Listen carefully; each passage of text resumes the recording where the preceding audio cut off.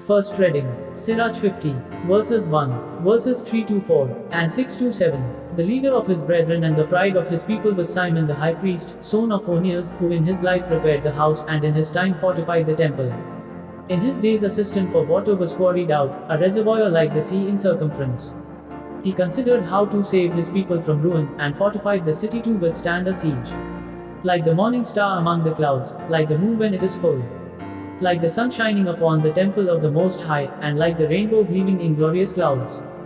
Gospel, Matthew chapter 11, verses 25 to 30. At that time Jesus declared, I thank thee, Father, Lord of heaven and earth, that thou hast hidden these things from the wise and understanding and revealed them to babes. Yea, Father, for such was thy gracious will. All things have been delivered to me by my Father, and no one knows the Son except the Father, and no one knows the Father except the Son and anyone to whom the Son chooses to reveal him.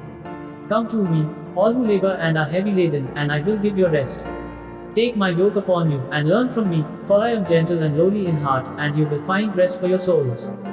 For my yoke is easy, and my burden is light. Reflection. Today's Gospel sets the priority of following Jesus.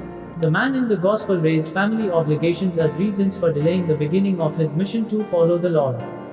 Jesus immediately challenges this man where we all live, at the level of his comfort and possessions. Following Jesus is demanding. One of the first things is that you lay aside all your possessions and you commit all your resources to him. If we wish to follow him, our discipleship will require detachment, focus, and discipline. A life that follows close to Christ will experience its share of hardships. Besides, we must remain urgent and focused in fulfilling our calling. Following Christ begins with a serious assessment of our willingness to endure to the end, whatever the cost may be. Despite the hardships, we are to be urgent in fulfilling the task. Praise the Lord. Amen.